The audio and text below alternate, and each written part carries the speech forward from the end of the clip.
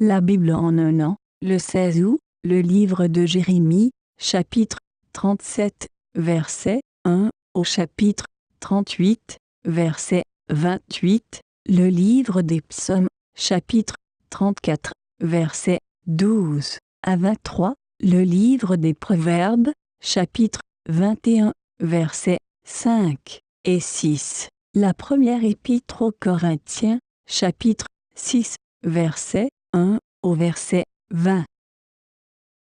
Jérémie, chapitre 37. Sédécias, fils de Josias, régna à la place de Jéconia, fils de Joachim, et fut établi roi dans le pays de Juda par Nebuchadnezzar, roi de Babylone. Ni lui, ni ses serviteurs, ni le peuple du pays, n'écoutèrent les paroles que l'Éternel prononça par Jérémie, le prophète. Le roi Sédécias envoya Jucal, fils de Shélémia, et Sophonie, fils de Maazéja, le sacrificateur, vers Jérémie, le prophète, pour lui dire « Intercède en notre faveur auprès de l'Éternel, notre Dieu. » Or Jérémie allait et venait parmi le peuple. On ne l'avait pas encore mis en prison. L'armée de Pharaon était sortie d'Égypte, et les Chaldéens, qui assiégeaient Jérusalem, ayant appris cette nouvelle, s'étaient retirés de Jérusalem. Alors la parole de l'Éternel fut adressée à Jérémie, le prophète, en ces mots. « Ainsi parle l'Éternel, le Dieu d'Israël. Vous direz au roi de Juda, qui vous a envoyé vers moi pour me consulter, « Voici, l'armée de Pharaon, qui était en marche pour vous secourir, retourne dans son pays, en Égypte. Et les Chaldéens reviendront, ils attaqueront cette ville, ils la prendront et la brûleront par le feu. Ainsi parle l'Éternel. Ne vous faites pas d'illusions en disant « Les Chaldéens s'en iront loin de nous », car ils ne s'en iront pas. Et même quand vous battriez toute l'armée des Chaldéens qui vous font la guerre, quand il ne resterait d'eux que des hommes blessés, ils se relèveraient chacun dans sa tente et brûleraient cette ville par le feu. Pendant que l'armée des Chaldéens s'était éloignée de Jérusalem, à cause de l'armée de Pharaon, Jérémie voulut sortir de Jérusalem pour aller dans le pays de Benjamin et s'échapper du milieu du peuple. Lorsqu'il fut à la porte de Benjamin, le commandant de la garde, nommé Jireïja, fils de Shélémia, fils de Hanania, se trouvait là, et il saisit Jérémie, le prophète, en disant « Tu passes aux Chaldéens !» Jérémie répondit « C'est faux, je ne passe pas aux Chaldéens. » Mais Jireïja ne l'écouta point. Il arrêta Jérémie et le conduisit devant les chefs. Les chefs, irrités contre Jérémie, le frappèrent et le mirent en prison dans la maison de Jonathan, le secrétaire, car ils en avaient fait une prison. Ce fut ainsi que Jérémie entra dans la prison et dans les cachots, où il resta longtemps. Le roi Sédécias l'envoya chercher et l'interrogea secrètement dans sa maison. Il dit « Y a-t-il une parole de la part de l'Éternel » Jérémie répondit « Oui. » Et il ajouta « Tu seras livré entre les mains du roi de Babylone. » Jérémie dit encore au roi Sédécias « En quoi ai-je péché contre toi, contre tes serviteurs et contre ce peuple, pour que vous m'ayez mis en prison ? Et où sont vos prophètes qui vous prophétisaient en disant « Le roi de Babylone ne viendra pas contre vous, ni contre ce pays » Maintenant écoute, je te prie, ô roi, mon Seigneur, et que mes supplications soient favorablement reçues devant toi. Ne me renvoie pas dans la maison de Jonathan, le secrétaire, de peur que je n'y meure. » Le roi Sédécias ordonna qu'on gardât Jérémie dans la cour de la prison et qu'on lui donnât chaque jour un pain de la rue des boulangers jusqu'à ce que tout le pain de la ville fût consommé. Ainsi Jérémie demeura dans la cour de la prison. Jérémie, chapitre 38.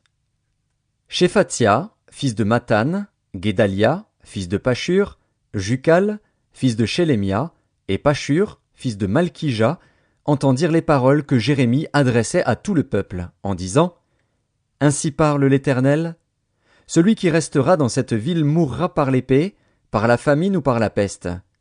Mais celui qui sortira pour se rendre aux Chaldéens aura la vie sauve, sa vie sera son butin, et il vivra. Ainsi parle l'Éternel. Cette ville sera livrée à l'armée du roi de Babylone, qui la prendra. » Et les chefs dirent au roi « Que cet homme soit mis à mort, car il décourage les hommes de guerre qui restent dans cette ville et tout le peuple en leur tenant de pareils discours. Cet homme ne cherche pas le bien de ce peuple, il ne veut que son malheur. » Le roi Sédécias répondit: « Voici, il est entre vos mains, car le roi ne peut rien contre vous. » Alors ils prirent Jérémie et le jetèrent dans la citerne de Malkija, fils du roi, laquelle se trouvait dans la cour de la prison. Ils descendirent Jérémie avec des cordes. Il n'y avait point d'eau dans la citerne, mais il y avait de la boue.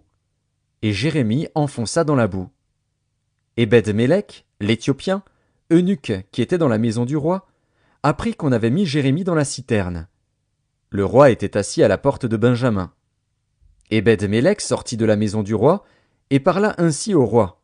« Ô roi, mon seigneur, ces hommes ont mal agi en traitant de la sorte à Jérémie, le prophète, en le jetant dans la citerne. Il mourra de faim là où il est, car il n'y a plus de pain dans la ville. » Le roi donna cet ordre à Ebed-Mélec, l'Éthiopien. « Prends ici 30 hommes avec toi, et tu retireras de la citerne Jérémie, le prophète, avant qu'il ne meure. » Ebed-Mélec prit avec lui les hommes, et se rendit à la maison du roi, dans un lieu au-dessous du trésor. Il en sortit des lambeaux usés et de vieux haillons, et les descendit à Jérémie dans la citerne, avec des cordes.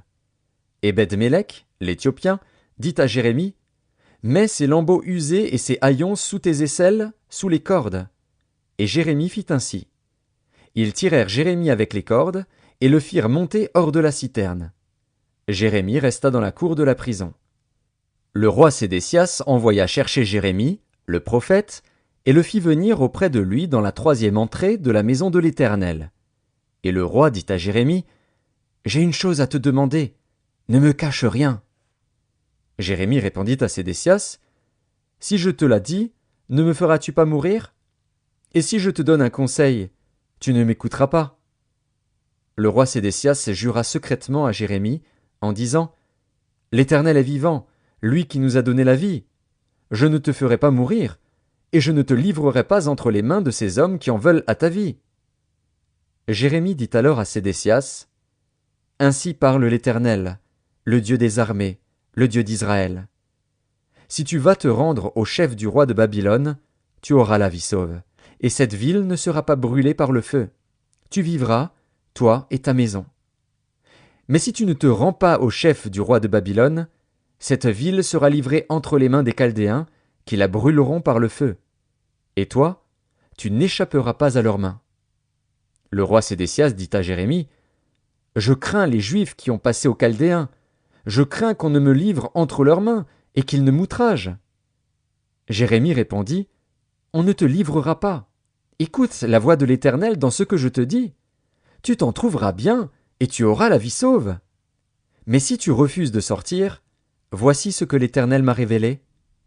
Toutes les femmes qui restent dans la maison du roi de Juda seront menées au chef du roi de Babylone, et elles diront: « Tu as été trompé, dominé par ceux qui t'annonçaient la paix, et quand tes pieds sont enfoncés dans la boue, ils se retirent. Toutes tes femmes et tes enfants seront menés aux Chaldéens, et toi, tu n'échapperas pas à leurs mains, tu seras saisi par la main du roi de Babylone, et cette ville sera brûlée par le feu. » Sédécias dit à Jérémie: « Que personne ne sache rien de ces discours, et tu ne mourras pas. Si les chefs apprennent que je t'ai parlé, et s'ils viennent te dire: « Rapporte-nous ce que tu as dit au roi, et ce que le roi t'a dit, ne nous cache rien, et nous ne te ferons pas mourir. » Tu leur répondras: « J'ai supplié le roi de ne pas me renvoyer dans la maison de Jonathan, de peur que je n'y meure. » Tous les chefs vinrent auprès de Jérémie et le questionnèrent. Il leur répondit entièrement comme le roi l'avait ordonné. Ils gardèrent alors le silence et se retirèrent, car la chose ne s'était pas répandue. Jérémie resta dans la cour de la prison jusqu'au jour de la prise de Jérusalem. Psaume 34. Venez, mes fils, écoutez-moi, je vous enseignerai la crainte de l'Éternel. Quel est l'homme qui aime la vie, qui désire la prolonger pour jouir du bonheur? Préserve ta langue du mal et tes lèvres des paroles trompeuses. Éloigne-toi du mal et fais le bien. Recherche et poursuis la paix. Les yeux de l'Éternel sont sur les justes, et ses oreilles sont attentives à leurs cris. L'Éternel tourne sa face contre les méchants pour retrancher de la terre leurs souvenirs. Quand les justes crient, l'Éternel entend, et il les délivre de toute leur détresse. L'Éternel est près de ceux qui ont le cœur brisé, et il sauve ceux qui ont l'esprit dans l'abattement. Le malheur atteint souvent le juste, mais l'Éternel l'en délivre toujours. Il garde tous ses os, aucun d'eux n'est brisé. Le malheur tue le méchant, et les ennemis du juste sont châtiés. L'Éternel délivre l'âme de ses serviteurs, et tous ceux qui l'ont pour refuge échappent au châtiment. Livre des Proverbes, chapitre 21. Les projets de l'homme diligent ne mènent qu'à l'abondance, mais celui qui agit avec précipitation n'arrive qu'à la disette. Des trésors acquis par une langue mensongère sont une vanité fugitive et l'avant-coureur de la mort. Première épître de Paul aux Corinthiens, chapitre 6. Quelqu'un de vous, lorsqu'il a un différend avec un autre, ose-t-il plaider devant les injustes et non devant les saints? Ne savez-vous pas que les saints jugeront le monde? Et si c'est par vous que le monde est jugé, vous êtes indignes de rendre les moindres jugements. Ne savez-vous pas que nous jugerons les anges? Et nous ne jugerions pas à plus forte raison les choses de cette vie? Quand donc vous avez des différends pour les choses de cette vie, ce sont des gens dont l'Église ne fait aucun cas que vous prenez pour juges. Je le dis à votre honte. Ainsi, il y a parmi vous pas un seul homme sage qui puisse prononcer entre ses frères. Mais un frère plaide contre un frère, et cela devant des infidèles. C'est déjà certes un défaut chez vous que d'avoir des procès les uns avec les autres. Pourquoi ne souffrez-vous pas plutôt quelque injustice? Pourquoi ne vous laissez-vous pas plutôt dépouiller? Mais c'est vous qui commettez l'injustice et qui dépouillez, et c'est envers des frères que vous agissez de la sorte. Ne savez-vous pas que les injustes n'hériteront point le royaume de Dieu? Ne vous y trompez pas. Ni les impudiques, ni les idolâtres, ni les adultères, ni les efféminés, ni les infâmes, ni les voleurs, ni les cupides, ni les ivrognes, ni les outrageux, ni les ravisseurs, n'hériteront le royaume de Dieu. Et c'est là ce que vous étiez, quelques-uns de vous. Mais vous avez été lavés, mais vous avez été sanctifiés, mais vous avez été justifiés au nom du Seigneur Jésus-Christ et par l'Esprit de notre Dieu. Tout m'est permis, mais tout n'est pas utile. Tout m'est permis, mais je ne me laisserai asservir par quoi que ce soit. Les aliments sont pour le ventre, et le ventre pour les aliments.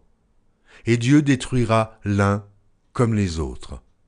Mais le corps n'est pas pour l'impudicité, il est pour le Seigneur, et le Seigneur pour le corps.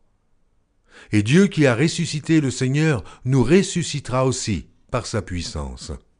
Ne savez-vous pas que vos corps sont des membres de Christ? Prendrais-je donc les membres de Christ pour en faire les membres d'une prostituée? Loin de là.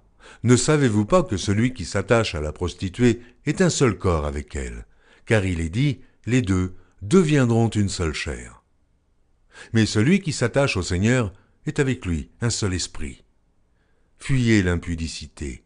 Quelque autre péché qu'un homme commette, ce péché est hors du corps. Mais celui qui se livre à l'impudicité pêche contre son propre corps. Ne savez-vous pas que votre corps est le temple du Saint-Esprit qui est en vous, que vous avez reçu de Dieu, et que vous ne vous appartenez point à vous-même, car vous avez été rachetés à un grand prix. Glorifiez donc Dieu dans votre corps et dans votre esprit, qui appartiennent à Dieu.